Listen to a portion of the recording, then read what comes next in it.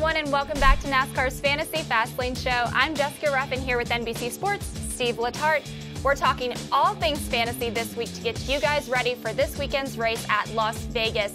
But we don't want to make sure you guys take too much of a gamble before.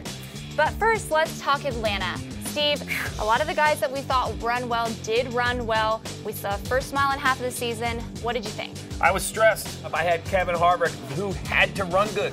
He's not a driver I want to burn. I only have him 10 times, so I need him to run good. But luckily, I don't want to brag, but I had 5 of the top 6-point getters. So it was a good week for me.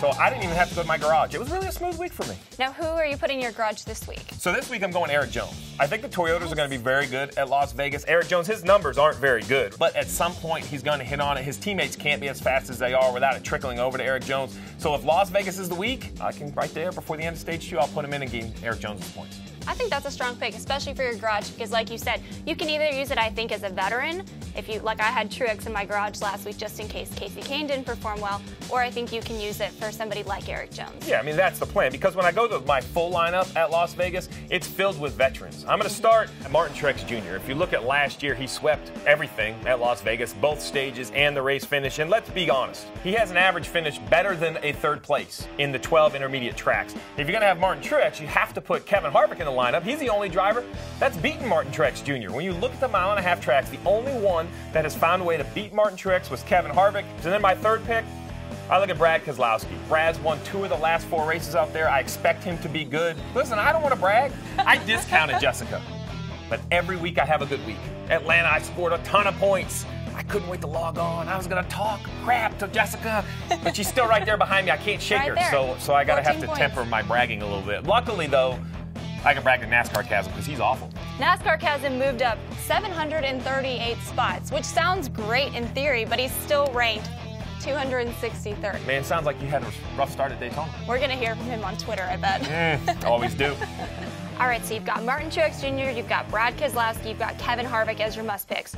Who are you looking to avoid this week? Man, I feel bad saying it, but 7-time. Jimmie Johnson is still on my must-avoids. He's currently in his career longest losing streak, which is not even a season yet, which tells you how good he is. And the other driver, Kurt Busch's worst track in the entire circuit, is Las Vegas. And I just feel that it is not the time. Well, and you also have to save him. If by chance him and Chad do find a way to work with the new Camaro later in the season, you're going to want him there. Yeah, I think he'll be great. And you know what makes it makes my sleeper picks even more painful to say, because I'm going to take Jimmie Johnson's teammate Chase Elliott as a sleeper pick. I think that the Camaro, while it was a little underperforming at Atlanta, they're going to figure it out. They finished 3rd at Las Vegas last year. More importantly, he was in the top 10 at both stages, gaining those stage points. My other sleeper pick, maybe with a little inside information, Kyle Larson. Kyle Larson was very fast at the test. I know the poor fans don't get to see timing and scoring at the test, but I do. He was good at the test. He was good in Las Vegas last year, so I'm going to have Chase Elliott, and if you can call Kyle Larson a sleeper, he's my sleeper pick. See, I want to pick Chase Elliott. I really do. I want to pick him because I think he'll be good. I'm a little worried with the Camaro and everything. What you're watching right here is a battle of your heart and your brain. This is fantasy in its face, because my heart says I should play this guy, but my brain says he isn't. But then, listen, I can't have your lineup look just like mine. I say you don't pick him. We'll see who does better at the end of the week. Well, gambling is what Las Vegas is all about, Steve, and that's what this game is all about, guys. Be sure to make your picks, set your lineup, and follow along all weekend to make sure you can get as many picks as possible. Tweet both Steve and I if you guys have any comments, questions, if you want to talk a little smack to Steve about how he's still 58th in the league. Feel free. That seemed a little unprompted, but absolutely reach out. Remember, it's still early in the weekend. A lot happens over the course of the weekend. Check in for some more updates, but most importantly, play. Play along. Vegas is going to be fun. Then Phoenix, California. NASCAR goes west. It's going to be exciting. It's going to be great, Steve.